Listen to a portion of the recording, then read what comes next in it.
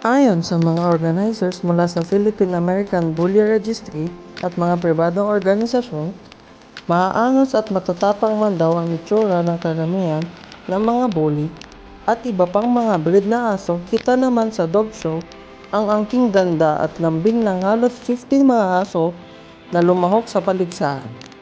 Anila, lahat ng paligsahan na alisin sa kamalaan ng mga tao na ang asong American Bully at iba pang uri ng mga matatapang na mga aso ay matatapang at katakot-takot sapagkat sila umano'y mapagmahal at ideal daw na kasama ng mga fur parents.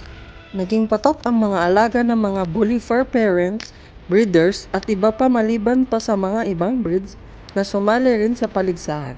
Isa si Kali, isang Siberian Husky na alaga ni Curious Karag, ang sumali sa patimpalak na isa rin sa mga ginawaran ng parangal dahil sa talino nito at maayos na pagkakalag.